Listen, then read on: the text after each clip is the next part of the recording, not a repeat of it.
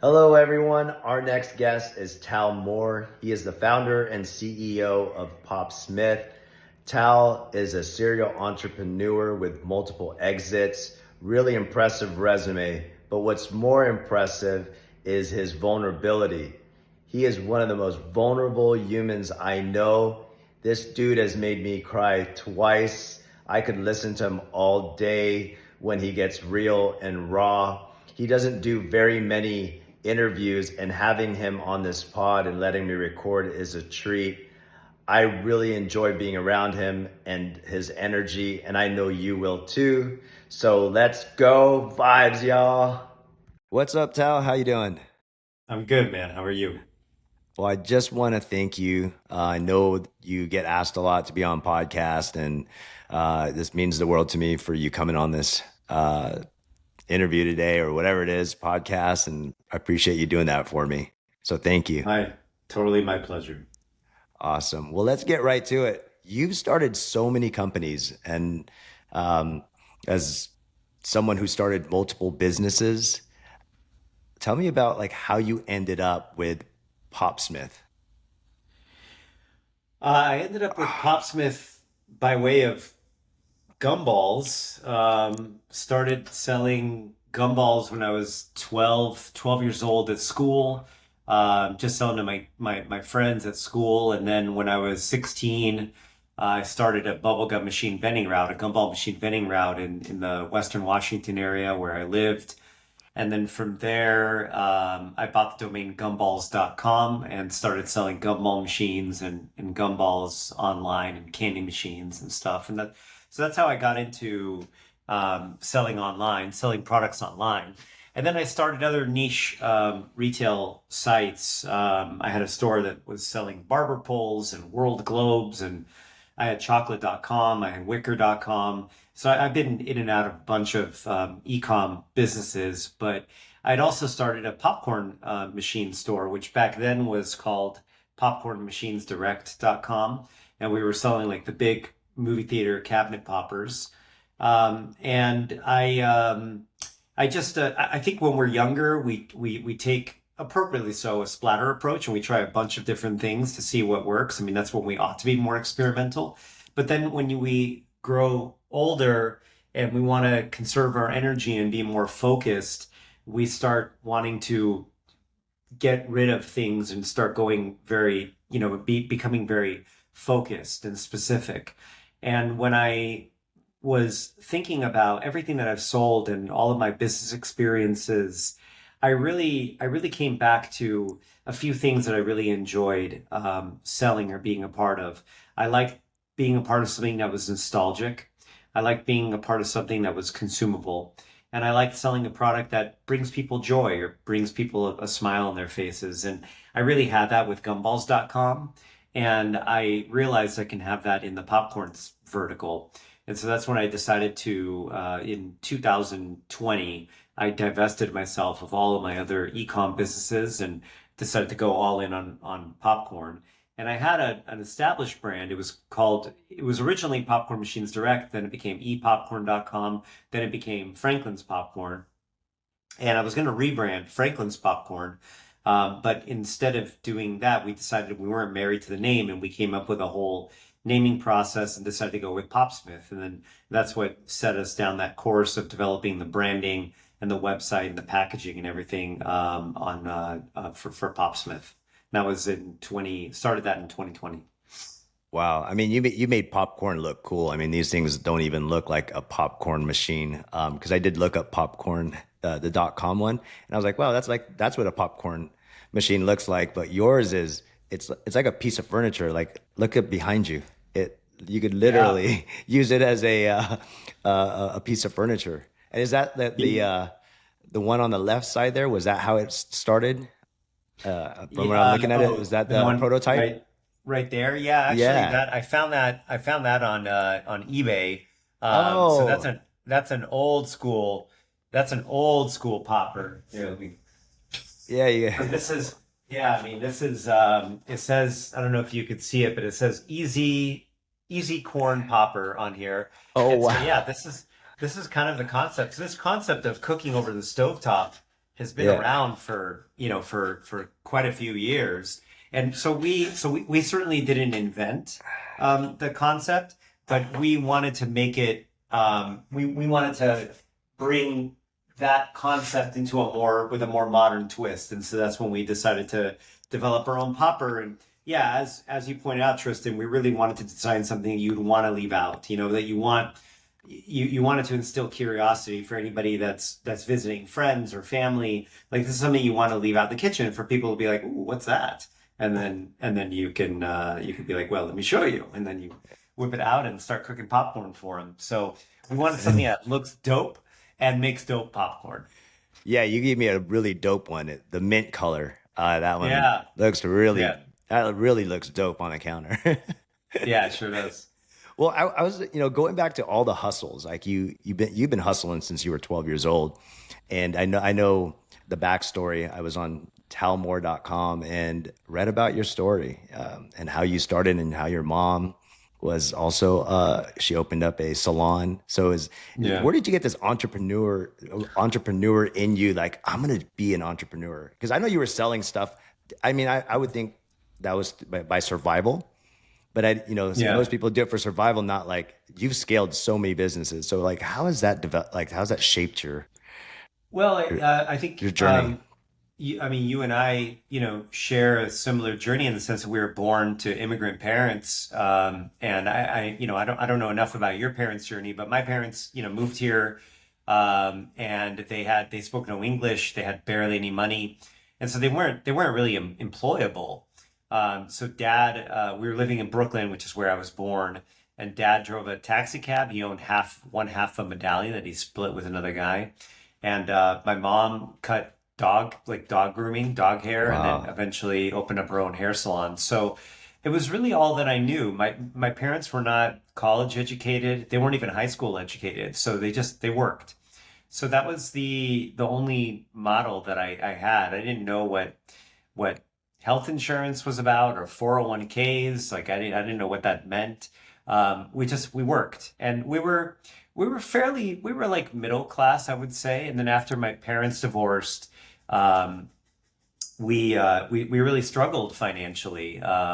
Mom was essentially a single mom raising two kids with very little financial support. She opened up her own hair salon. We slept in that hair salon for the first 6 months because we couldn't afford housing. We washed ourselves in the shampoo basin. It sounds a lot worse than it was. We were happy and we were healthy and we were together. We didn't feel poor. It was just like that was the reality. We lived at the hair salon. We actually thought it was kind of cool. And then eventually we were able to upgrade to a one bedroom apartment that we all shared that had a shower and a kitchen. And that was like I felt like we hit the lottery. But Wow. that was the model. That was the model I had. Was work hard, start your own business, and have control over your destiny. Wow. Yeah. I grew up poor too. Same thing. My mom, single mom, slept in a closet. I mean, but I didn't think I was poor. And that's something my brother and I always talk about too.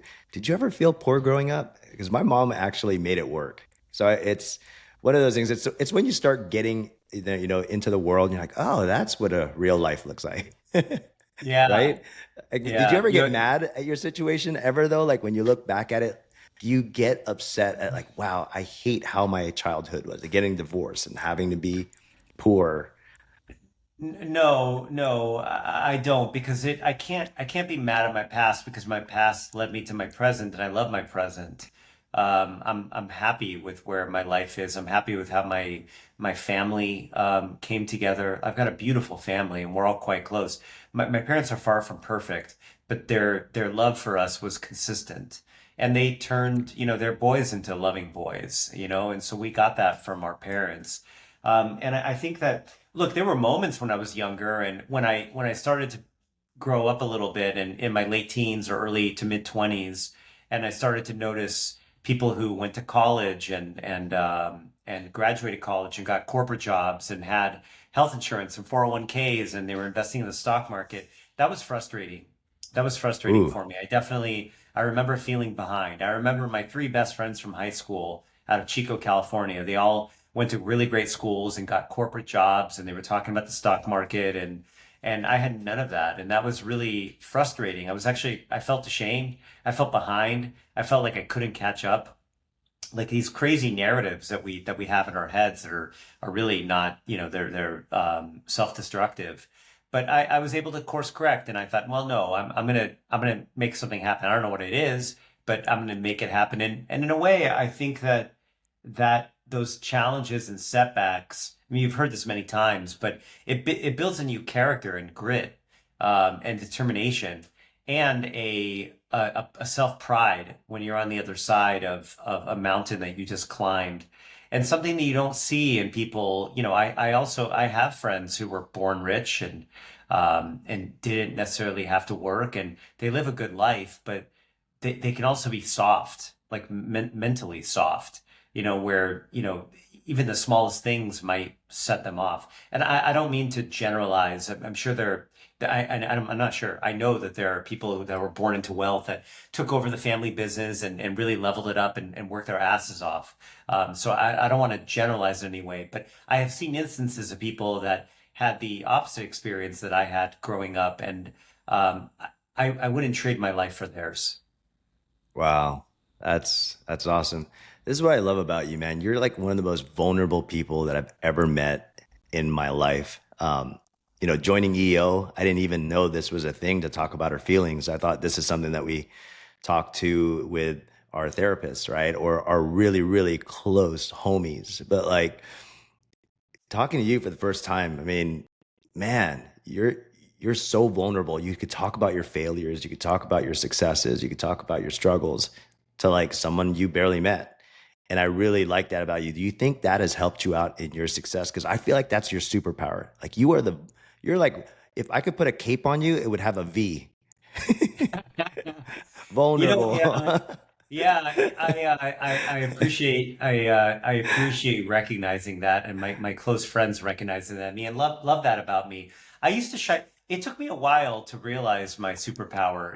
I knew I was a sensitive kid, a highly sensitive kid, and I was an introvert, and I was shy, and I wasn't really advanced scholastically or in sports. I remember going to school, and I was dead last in all the PE tests and the mile. I couldn't do a pull up. Like I was super ashamed of just I felt weak. And I didn't know how to harness that sensitivity. I think for me, I had to first off prove to myself that I could chart my own course. And there's something, as I said earlier, deeply gratifying and character building when you go through the level of adversity that I've experienced, and you come out on the other side of that and you feel proud and you feel whole and you feel confident in yourself. And I think on the other side of that, that gave me permission to lean into more of the vulnerability that came very naturally to me. I'm naturally very curious. I have a strong sense of myself. I've also done a lot of work, like I've done on myself, a lot of therapy, a lot of counseling, coaching. I mean, dozens and dozens of books to better understand my brain, my mind, the stories that I tell myself, how I can course correct and turn those around. And then when you get out into the world and you start to engage, like we have in the entrepreneurial community, like you referenced EO, Entrepreneurs Organization, you're surrounded by like-minded individuals, and you realize that we might have different journeys, but we have the same necromancers, the same challenges. And there's an extraordinary amount of help that can be given and received when you're around like-minded individuals. But the key is vulnerability, because you can't help somebody else unless you become vulnerable first. You can't ask for help without being vulnerable and setting aside ego and setting aside shame and saying, I'm struggling. And that's really hard to do in a community of winners and type A people, because your perception is that everybody is crushing except for you. And that's just not true. And so I think that being vulnerable and being open, number one, allows you to receive help.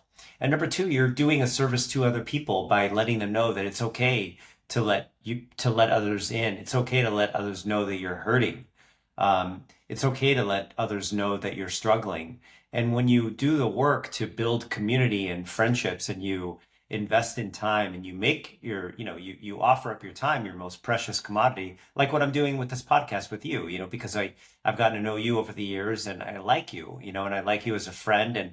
And when you asked me about doing this, I'm more than happy to give my time to do this to help you out and help your community of listeners. And so, yeah, vulnerability really is a superpower. And I think people struggle with it. Women do a lot better job of it, generalizing, than men do. But I encourage men to get outside of their comfort zone and to communicate and to be vulnerable. It really is a superpower, and it's something that everybody can develop. Even if you stammer with your words, even if you struggle and you can't speak so eloquently, by practicing to try to communicate what is going on the inside of your world is helpful and will improve over time. And it's just something that I've put a lot of hours into. That's all. Oh, you've done a great job, and wow, thank you for those the nice words about, you know, EO has definitely changed the way I look at things as well. Going back to your friends at Chico State, right? Were you ever like, hey man, you guys are crushing it. I feel behind. Is that something you even had a conversation with them about? Because now in EO, we talk about like, man, I'm struggling in my business, and we'll get back to that. But like, Yeah. does that I, motivate you in I some way, or like, not did only you? did I have a conversation with them, I Yeah, actually, and I don't necessarily think this is the right decision, but this is a decision I made at 21 years old. I actually cut them out.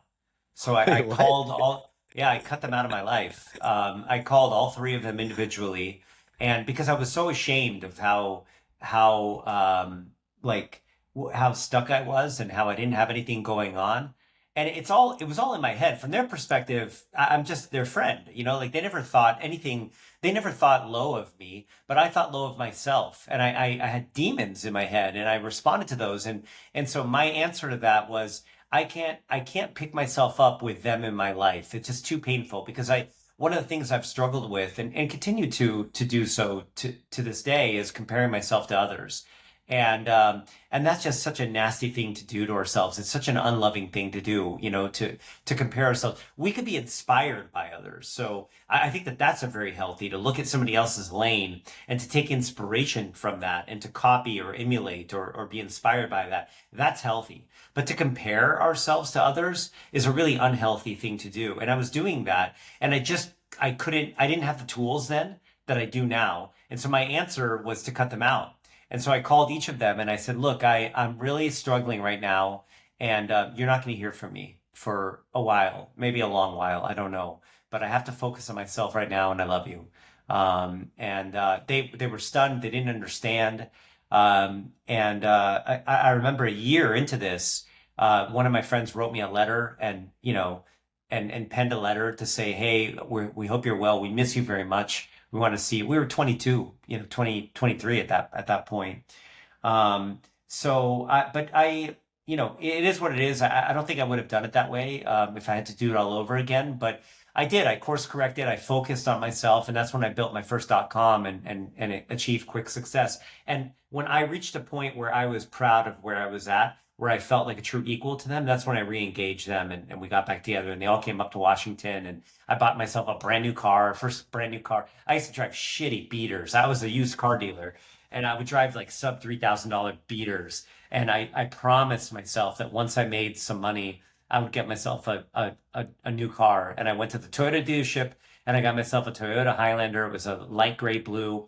And I remember going to that dealership. It was October. It was a rainy October in the Seattle area. And I remember signing the paperwork and I just sat in the car and the smell, the new car smell, and it was rainy outside and dark. And I just cried.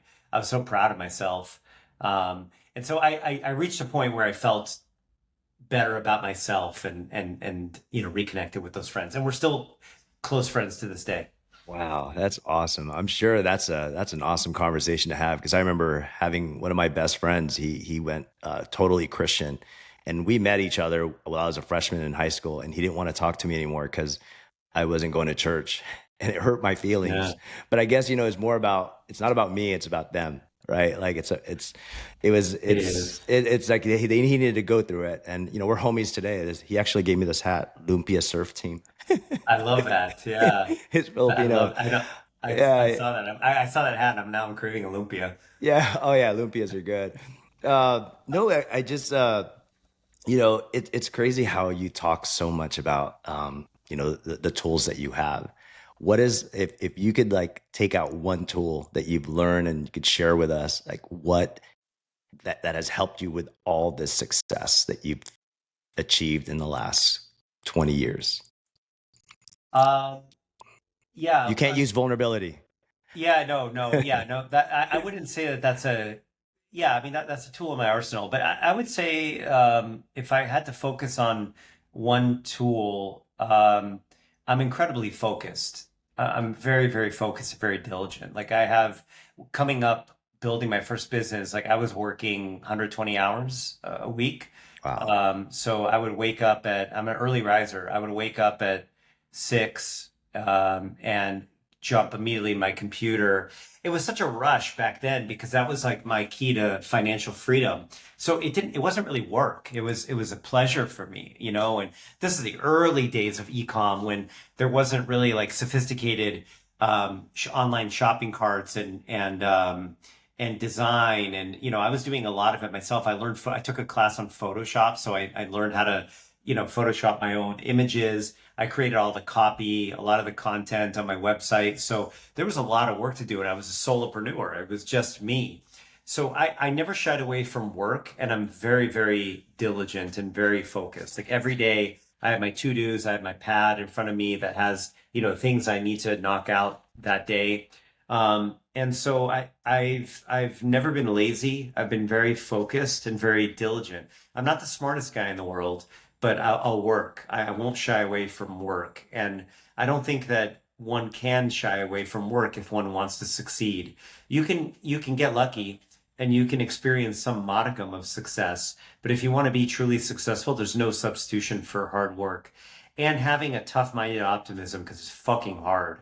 Like you get beaten up every day, every week. And so to have to be resilient and to be able to understand that setbacks and failures are just part of the process and to not shy away from that, but to figure out a way to circumnavigate those is an important skill set to success. You know, it's crazy. The reason why I was looking down is I can't believe you mentioned focus. I don't know if you know Ryan Kronholm. He's in my forum. He actually just texted this to us. This is from James Clear. We often think we want an open road and the ability to choose any direction for ourselves, but sometimes what we need is a tunnel that can reduce our choices and send us in a focused direction. That's the flow Yeah. of life. I can't believe, yeah, focus is big Yeah. because, as an entrepreneur, you're like, I want to do that. I want to do this. I want to do that. And yeah, I mean, you've exited two companies, right? Uh, Three. Yeah. Three. Okay. Three exits. How come you didn't stop at one? Were you not happy? What's because I mean, or was it a different focus at the time? Like, I just want to know what it's like because they say the first thing you need to do when you sell your company is you get a therapist. You've done it three times. Like, what is the, Yeah. I mean, it's the entrepreneurial curse, homie. Like you just yeah. can't, it's just what makes us entrepreneurs, that brain is also what keeps us medicated and Oh, and going partially insane, because it's I mean, even my approach to that, what I was about to say is it's never enough. And even that I'm starting to change. Like if, it's constantly moving goalposts and that's what drives us, right? That's what drives us, that insatiable hunger for more and more and more. And that in and of itself, there's a lesson around that about when is enough, in various aspects of our life. But my arc was, kind of like going up the Maslow's hierarchy of need. Like that first base was like survival. I didn't want to financially struggle. I wanted health insurance. I ate fast food every day because that's all I could afford, that and $1.50 hot dogs at Costco right around the corner from which I still eat. Um, but I wanted to. So to me, rich was driving a new car, covering my expenses. I was living in a trailer at some point, and so my living expenses were like 1,500 a month. So and have health insurance and be able to go to like high-end restaurants, which to me was like Applebee's, because that's like kind of the next level up from like Burger King and McDonald's. And be able to go to like Applebee's and get any fucking thing on the menu and like not worry about the price. So I wanted that first. And so then I was able to achieve that. Then I really wanted to be able to fly business class, you know, and so I wanted to make more money to be able to have a nice car and to be able to fly business class, you know, so I was able to achieve that. Then I wanted to live in a beautiful city and own a beautiful home. And so then I was able to achieve that. And then I wanted to be able to financially support my family, you know, whether it's my parents or help my brother out, or cousins, you know, so I wanted to make more to be able to achieve that. And then, you know, then I think that's when just buying and selling stuff started to lose its luster. And so then I thought, well, I have enough money where I don't have to work, but I have this popcorn idea. And what I've never done is build a brand. I've done a successful job of retail arbitrage, buying and selling other people's products online. I've made money doing that, but I've never built a brand, like a legacy, something that has the potential to become a legacy brand that may outlive you know, myself and my business partner. And so I love looking at iconic brands and what they've done. Like I love, I appreciate beautiful intentional design and packaging. I mean, Apple is obviously the GOAT, you know, like when you get your Yeah. iPhone and the way that the box just, you know, and just like it's so perfectly designed and the stickers that you peel off and then you look at and then you listen to, you know, the designer back in the day, whatever his name was, John Ivy, and John, talk yeah. about, yeah, just like the level of intention that went into design. It was all spearheaded and you know, pushed through by Steve Jobs himself. Like that spoke to me. And so I've never done that before, and so that gave me a renewed passion for building something from the ground up, from the branding to the website to the product itself. And it was moving up that value chain and really, you know, hiring best in class, higher order designers and industrial designers, and there was so much intentionality that went into it again that I'd never experienced before we even took pen to paper to design the logo of Popsmith, for instance. Like we worked with our branding agency and we spent months talking about who is our buyer, who is our demographic, what is the essence of what this brand means, and what are the values of the brand, who are we appealing to, and what are their values, what do they aspire to become when they hold your product. So that was months of work before we designed the logo, you know, and then from Wow. there, then we had, you know, our fonts that we built, you know, that based on the energy of that logo. And then from there built the website. And then from there built the, you know, started working with the, on the design of the popper with a really higher order, industrial design team, Branch. Shout out to Branch up in San Francisco. They're just incredible at what they do. And so that was a whole new challenge and a whole new mountain to climb. And I found that to be incredibly gratifying. Also, you know, probably the most stress I've felt in my life, like building that. Yeah, no, because it's sometimes money. If you're working for money, that doesn't motivate you that much. Especially once you've exited three companies, you got to be more intentional. I mean, look at your house. I'm looking back there. I'm like, I love mid-century, right? Yeah. That's the style. Like you got some major style. I mean, you know that, from you how you dress and how you even designed that, like the colors that you pick for Yeah. Popsmith. Like I could tell you're very intentional about building it. So let's talk about the struggles of Popsmith. Like what has been I know there was a text that you sent out to a group of the struggles, and I love that. It actually made me cry. Yeah. I You remember you know, telling me that. That made me I cry that you cried. no, and I was just like, wow, this is what it's all about. Because owning a trucking company, it's fucking hard. Just Yeah. being in business for 21 years, it's just hard. But for Yeah. someone to put it on paper or on text and have a EO talk about it, which is insane, made me cry again. So, like, what is the like? How do you do that? And the struggles? How did you get yourself out of that? And explain Yeah. how, I mean, we don't have to get into details, like not the, No, I, I'm happy to, because there might good. be, there might be people that will listen to this that are struggling themselves. So I'm happy to share the story.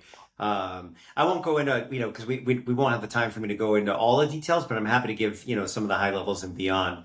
Yes. But yeah, appreciate the compliments very much. It's funny you talk about how I'm so intentional with style as I'm sitting here in my Viore t-shirt and my shorts on this talk, but I normally do. I do very much care about style and design and aesthetics. I'm very, very intentional with everything from Yeah, I the like hugging you parts. because you're wearing a cashmere sweater. I was like, man, this guy's soft. Yeah, and I love soft materiality too. Um, but yeah, no, style is yeah, it extends to my home. Like I'm very, very deliberate, intentional. Like when people come, to, first and foremost for myself, when I walk into my home, like I want it to feel like a home. I don't want it to feel transient. And when I have people over, guests, friends, family, like I want them to feel, um, warmth, because that's an extension of me. But anyway, onto the business. Yeah, it was. So the talk that you're referencing was, as we said earlier, you and I are part of the Entrepreneurs Organization, and I'm part of two chapters, San Diego and Los Angeles chapter, and I've been in EO for 15 years. And EO San Diego had a very, very small event called EO Echoes, where they invited 5 people to talk and share a story for 10 minutes, like a top 5% type of story. And I was invited to talk because one of the organizers of that event had seen a post that I put in the group WhatsApp where I really opened up in the middle of all the hell that I was experiencing. I really opened up. And I found it to be very cathartic to just post on the WhatsApp in the LA and the San Diego chapter to say, hey, I'm struggling right now, and I don't know why I'm writing this, but it feels really good to tell everybody that I'm really struggling. And I went into a lot of detail about what I was in the midst of with the business. And so the organizer of EO Echoes read that and he said, hey, would you mind giving a talk? It was only like 30 people. And I did, and it really resonated. And so then they invited me to San Diego, had a multi-chapter retreat with EO Phoenix and EO San Diego. There were 300 entrepreneurs at that event. And I was one of the keynote speak. I was the kickoff speaker for that event, and that was a half-hour talk in front of 300 entrepreneurs where I went into all the details that I'm about to share. And that talk was recorded, and I shared it with a few friends, you included. Anybody that's listening, if they want to see the talk, I'm happy to share it. They can contact you, and you can forward it to me, and I'm happy to share it. Because I think that the message resonates with a lot of people who have experienced struggle, which is every human being. So the talk was about the launch of Popsmith. And when I launched the business, I just had a couple of exits and I had some money, and I decided to go all in on Popsmith, and I didn't really have a defined budget. I just knew I wanted to hire the best and build the best product and website that I can. And so and so I raised some money. I did a friends and family round. We raised $1.6 million. I put in 1.2 million of my own money. And then I also took a bank line of credit that gave me access to $1.3 million. And we launched at the end of 2023. And we were really naive. Dave, my co-founder, and I are the ones that built it together. And we were very naive. We just thought we'll build it and it will come, right? And so we spent millions of dollars on the branding and the design. It took a lot longer than we expected. It was a lot costlier than expected. There was legal, there was finance, there was design. We hired consultants. We hired 2 employees out of the gate, and then we spent a lot of money on inventory before we launched, like nearly $1 million of inventory, expecting that we'll just blow through it. And so we launched in October of 2023, and we were advertising primarily on Meta, Facebook, and Instagram. And it was really, really expensive. We underestimated how much of a lift it takes to create awareness around a product and a brand that nobody's ever seen or heard of. And so it was very, very expensive. We had a fuck ton of inventory to go through.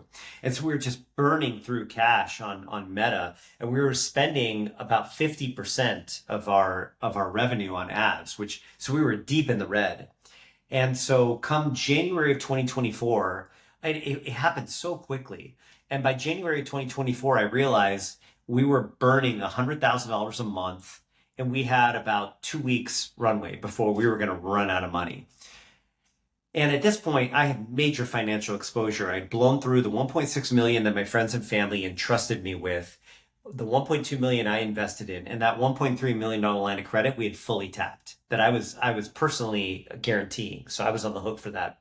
So I had millions of dollars of financial exposure, and it was scary. It was scary. We had no plan. We didn't know how to turn things around. We immediately started to trim OpEx. So we let go of the 2 domestic employees. So it was back to just me and Dave. We had a very, very small team in the Philippines to help us doing customer service and inventory management. But we needed more capital. And so I had money in the stock market. I sold $500,000 of stock to give us another 6 months. And I turned to Dave and I said, look, we have to turn this around at 6 months, because every entrepreneur who has a struggling business, that, the thought that's racing in your mind is, am I putting in good money after bad? Is this just not going to work? Am I trying to pour water into a sinking ship? And I had that gnawing at me, and that's really, and you feel really unclear. You feel really clouded. But I made the decision, but I had to set a line. And I told Dave, my partner, I said, look, I'm going to put another 600,000. It's going to give us 6 months. That's my line. If we burn through that money and we don't make it, then we're going to have to close this up. And it was very, very heavy. Dave was dealing with some health issues, where he was being threatened with getting his leg amputated. Like, all that was happening. I was dating an awesome woman at the time who we weren't on the same page, and that ended while all this was happening. I had about $1 million in real estate deals that all went to zero exactly when this was happening. I had some major health issues with my dad, where he had a heart attack and a stroke, and I was managing his health care and spending for private care at a cost of about $6,000 a month. So all of this happened all at once, and I was just spiraling. I couldn't handle that. Like 5 tsunamis coming at me at once is the analogy that I use in my talk.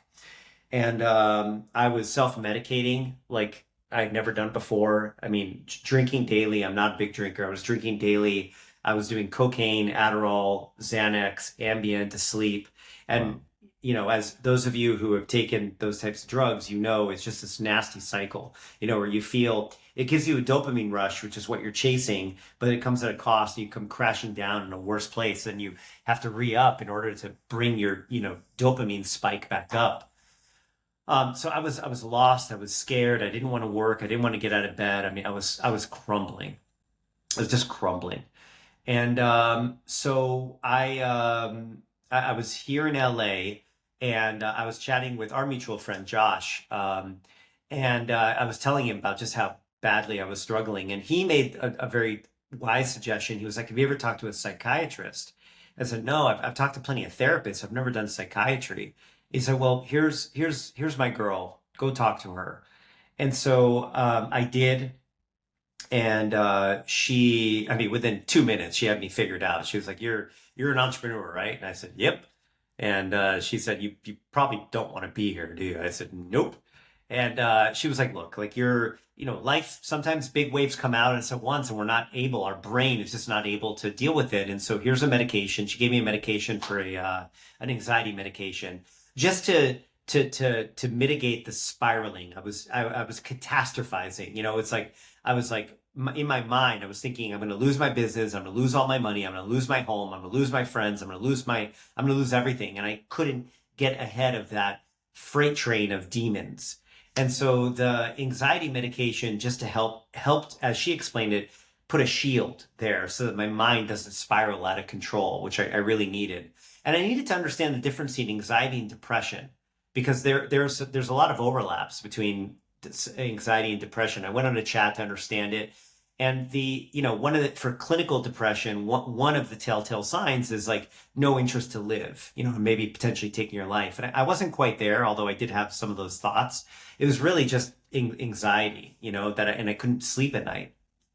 So I started taking the anxiety medication, and it took a few weeks for that to kick in. And then all of a sudden, I just felt more of a lightness, like in my head, where I could be a little more focused. Doesn't solve your problem, but it allows you to get your mental space in the right place. As a friend of mine, Bill D'Alessandro, had told me, like your mental struggles become a business liability. So you have to focus on the mental part first, right? And get yourself, mentally in place. The other things that I did in that, during that period was I was overweight, not feeling good about myself. I was drinking, I was eating like shit. I was exercising, but not exercising hard. And so I got back in the gym, I cleaned up my diet, and I dropped like 25 pounds and gained 10 pounds of muscle. So I really got into good shape.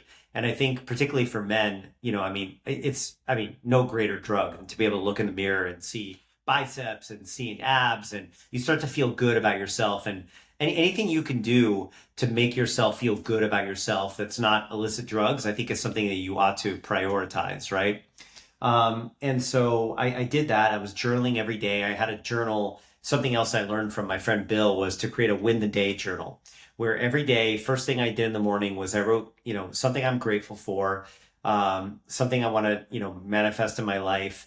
And then three things that I'm going to do that day that will be considered a win for the day. They have to be things that you can accomplish that day, because it's very important when you're overwhelmed and you have so much happening and you're overwhelmed by how much you have to do. It's like pushing a boulder up a mountain. It's really, really important to see momentum and progress on a daily basis. So you could look at the end of that day and say, okay, I won that day. And it was really, really simple shit, like respond to one email from Costco, or, like that may have been my work for that day, was responding to one email.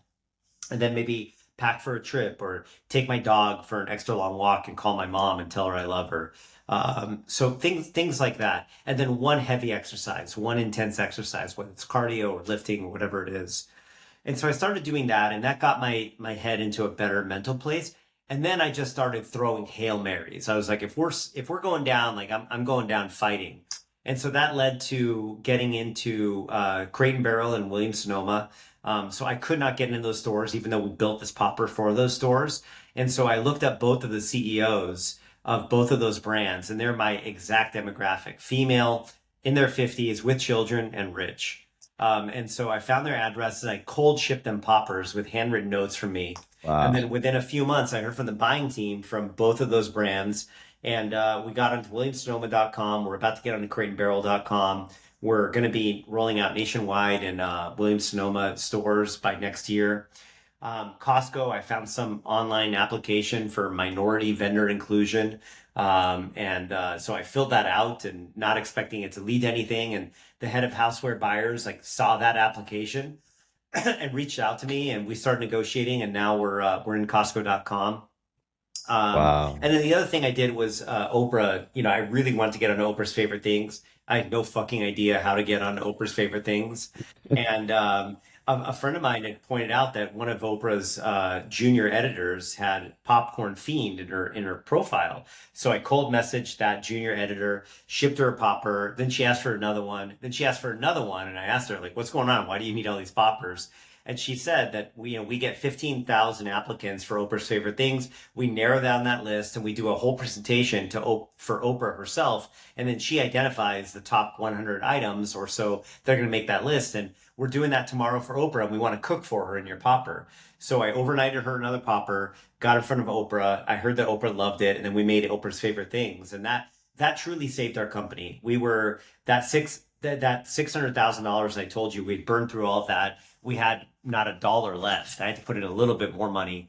And then Oprah's favorite things was announced in November of 2024. We were sitting on 7 months worth of inventory, and we sold out of everything in 3 weeks. And it saved my company. Whoa. Yeah. That's crazy. Yeah. Man, you always leave me speechless. Yeah, I could listen to this story because it's always like that like when you have nothing left, you just go all out. And talk about intentional marketing. I mean, how lucky could you have been to have because I look for that on LinkedIn, like, okay, what do I align with this person? Like what is it that I could align with? But popcorn of all, like, how did you Yeah. find that? Like that must have been just was that luck or is that someone looking out for you? I mean, I don't know. What the heck? That's Yeah, crazy. it's probably a combination of both. I mean, definitely damn lucky for choosing a vertical that, it's such a sleepy space. Like Orville Redenbacher, and Jolly Time, like these super old brands are all owned by ConAgra. But I always had a really positive association with popcorn, like as I said earlier, I was a very shy kid. And when mom would make us popcorn for Friday nights, or I'd go to the movies, I'd ride my bike to the movies every Tuesday because Tuesday was a discounted day. And I would get a bucket of popcorn and a child-sized Coke and a movie ticket. And I'd see the same damn movies every week.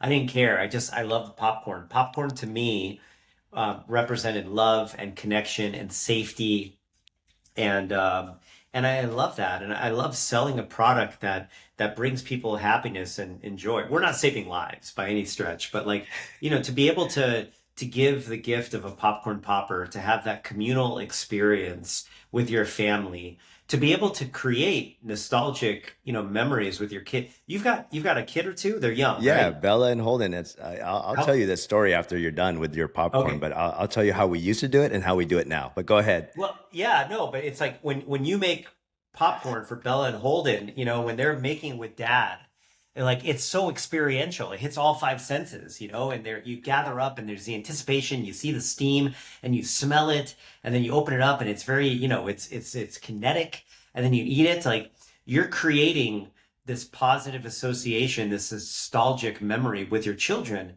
And that popper is going to last you a lifetime where you can hand it down to them. It's going to last you your entire life. And so they will forever have that nostalgic, memorable, loving experience of making popcorn with dad. And they may do it themselves as adults with their future children. Like I fucking love being a part of that, and to be able to facilitate that with what we sell, like it's all love. And I love selling that. I love being a part of that story. I love getting pictures from my friends, like I give poppers to all my friends, and when they shoot videos or pictures when they're all gathered in the kitchen with the dog and the kids, and if they have little kids on a little step stools, they can see and turn the handle, and and then see the grand, the reveal, like that makes my day. Yeah, you're gonna see one. We have one for you, but I knew you'd have to say yes to the podcast, but I didn't want to hang that over your head. So I do Well, a we did post. it, so Yeah, a post is coming. But here's how we used to do popcorn at the house. My wife does movie nights all the time with my kids. So what we do is put it in the microwave, right? And Jessica, my wife, would sometimes overcook it, and my kids would be like, "Dad, can you do it?" Because I like to undercook it. So and then I kind of here for that pop. Like I'm kind of a nerd like that. And yeah. so when you gave us yours, now it's like I don't have to go do it. We like do it as a family. And so it's like my daughter is the one spinning it like this, and they're fighting on, like my son and my daughter's fighting on who's going to be the one that's spinning it. So it literally is, it's like a video game, right? Like they Yeah. actually get to like do that together versus, hey, you put in the popcorn and bring it over and let's see who makes it better, you or mom, right? Like now it's like you actually have to, it's like a memory now Yeah. versus putting something in the microwave. And yeah, it's such a game changer. I didn't realize it. Every time you tell the story about how does it build memories, I mean, I guess people won't understand it unless they have kids to share it with. And that's exactly what it's about. Like I It's was like, wow, it's an that's that experience. It's an that's experience. that it really is. Yeah. Yeah. Memories are not made in a microwave.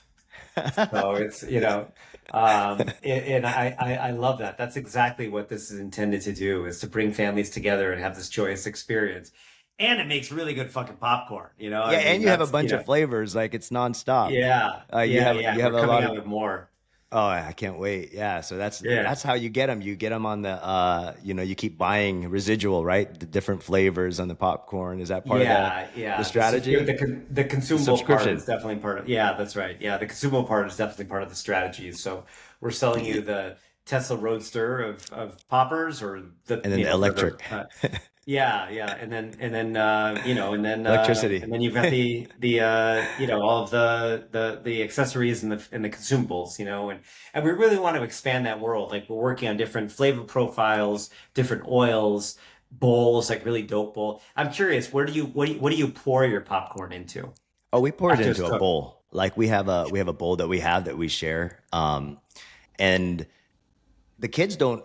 ever put any flavoring in Yeah. it. So it's like they like plain or just the like put sugar in it or something. And so we put it in a bowl and it's not too hot, and so that it doesn't get all messy.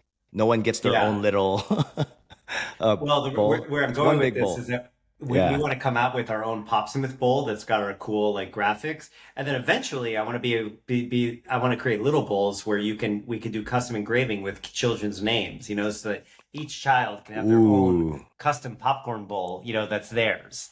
We're working on that. Yeah, if anything I've learned in just like it's an experience. Like you've gotta sell the experience as well. Not Yeah. only the story, but the experience and just yeah, it's one of those things that will keep your business going and just knowing who's behind the business. I mean, man, like you're talk about social proof. You're on the internet forever for telling that story. Yeah. You're on Yeah. YouTube. That's Yeah.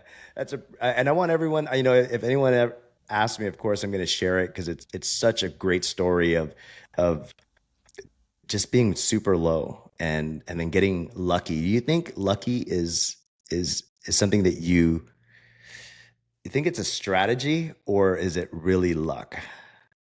It's this sounds like a Guy Raz how I built this question. Yeah. Oh, It's a sorry. yeah, no, he always asks his listeners or his I the didn't even. I people don't he's even know who he interviewing. is. Oh, How I Built This. It's one of my Oh, favorite business shows where he interviews entrepreneurs and he talks about like what you know, what was the secret to success, hard work or luck? And I will be on his show one day. And I think about like how I would respond to that. And it's shit, I would say it's all luck, you know, because wow. I am lucky. I'm lucky to be born into the family that I was born into. I'm lucky to have the brain that I have. That's not perfect, but it's wired specifically for the way that I'm wired.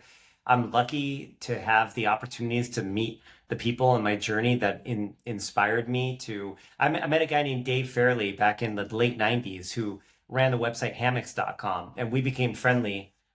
We were living in the same tiny little town in rural Washington, and through him I learned about e-commerce, and he taught me how to run hammocks.com. He hired me to run it for him for a week while he was taking his family away on vacation. And that's how I learned about e-commerce. Like I was very, very lucky to cross paths with him. I was very lucky to be friends with him. I was very lucky to cross paths with Entrepreneurs Organization. I was very, very lucky to come across the therapists that I've come across. I'm very, very lucky to come across the women that I've met and how I've had these really wonderful, nurturing, you know, relationships. So I'm lucky across the board. I really feel that way. Like I feel really, really lucky. And I'm able to harness that and do something with it because you can have all the luck in the world and have everything drop in your lap, but you still need to take action. You know, like to have you must have a bias towards action, particularly when things are cloudy. You know, particularly when you don't know where you're headed, you know, but like to be stuck in the middle of the road surrounded by clouds, which we've all been in, I totally get it. I'm deeply empathetic. Even then, even when you feel blind, like pick a path and go. As Jerry Seinfeld had said in a recent he gave a college commencement speech. I think it was Duke. And he talked about there were so many great life lessons. I would highly recommend listening. It's like 15 minutes. And he talked about the importance of just keep swinging the bat. Even if you miss, even if you don't even see the fucking ball, like keep swinging the bat. And I think that that's so true because what happens is that when you keep swinging, you may not go this way, right? You may go kind of this way and that way and that way, but like there will be progress, there will be momentum. The only time you fail is when you stop, you know, so don't stop. Now, I will say there are moments to stop because you know, we also have a tendency, I had a tendency to really beat myself up and really feel very low about myself. And that's a whole nother lesson is about being patient and kind and loving to yourself, right? And so when I say don't stop, that didn't mean that I took plenty of time to myself when I needed it. You know, like there were days where I was not in a mental place to work. I was in a bad mental place. And I had to decide, what am I going to do with that day? How am I going to be kinder to myself? Because just sitting in front of my computer, banging my head against the monitor was not being kind.